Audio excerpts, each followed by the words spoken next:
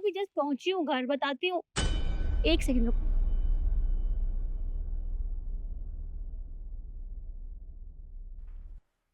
Pizza आ गया क्या? ये, ये हमारे घर में पिज्जा आया है और ये झूठा कर रही है।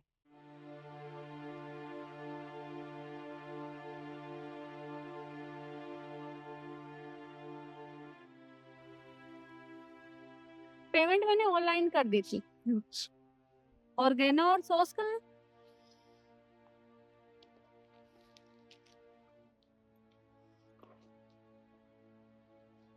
ऐसा लग रहा है जैसे पिज्जा किसी ने खोला हो। किसी ने खोला है क्या?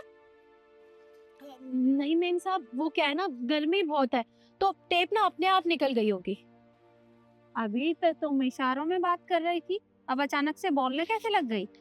वो वो क्या है ना, मेरा ना आज मौन व्रत था।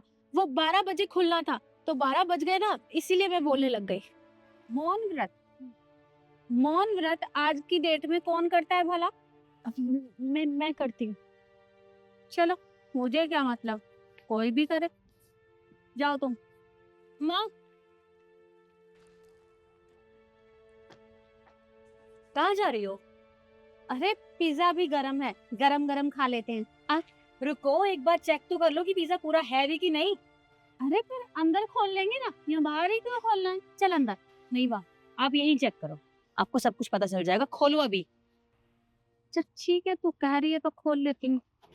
और तू, शर्म नहीं आती तुझे? इतनी घटिया हरकत करी है तूने, बेवकूफ कहीं की। अरे तू इसके ऊपर क्यों चिल्ला रही है? हाँ, आप भी चिल्लाओगी? एक बार देखो तो सही क्या किया इसने।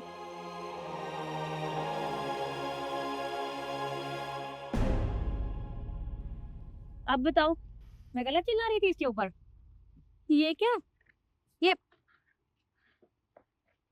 ये तो खाया हुआ लग रहा है। किसने खाया?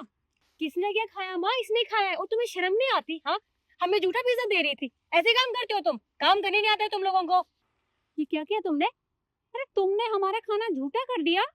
हिम साहब, मैं 2-3 दिन से भूखी हूँ। मुझे बहुत भूख लग रही थी, बस इसलिए खा लिया मैंने। जब तुम्हें भूख लग रही थी तो खरीद के भी खा सकती थी ना। हमारा खाना झूठा करने की क्या जरूरत थी? मेम साहब, अगर मेरे पास पैसे होते तो मैं खरीद के खा लेती, लेकिन मेरी मजबूरी ही ऐसी है। मेरी माँ मेरी माँ की तबीयत इतनी ज्यादा खराब है, वो हॉस्पिटल में अपनी जिंदगी और मौत से लड़ रही है। और मेरे पास इतने पैसे नहीं है कि मैं ऐसे बाहर खाना खाने में उड़ा सकूं उन्हें। आपको पता है, उनके इंजेक्शन ही इतने महंगे आते हैं। डेली उनको इंजेक्शन लगते हैं, मुझे उसके लिए भी पैसे जमा करने होते हैं। और जितनी भी मेरी सैलरी होती है ना, वो सब मेरी माँ के इलाज में लग जाती है। उनके अलावा मेरा इस दुनिया में कोई नहीं है। मैं जो कुछ भी करती हूँ ना, सिर्फ उन्हीं के लिए करती हूँ। आपको पता है, ये डिलीवरी का भी काम मैं इसीलिए करती हूँ ताकि मैं उनके इलाज के लिए पैसे जमा कर पाऊँ। और आज मुझे बहुत भूख लग रही थी, मुझसे नहीं रहा गया, इसलिए मैंने इसमें से खा लिया। मेरा कोई इरादा आपको झूठा खाना खिलाने का नहीं था।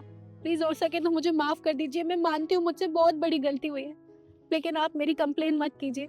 अगर आपने पुलिस से कंप्लेन कर दी तो मेरा सारा काम बंद हो जाएगा। मैं कहीं काम नहीं कर पाऊंगी, और काम नहीं कर पाऊंगी तो मैं अपनी माँ का इलाज कैसे करवाऊंगी?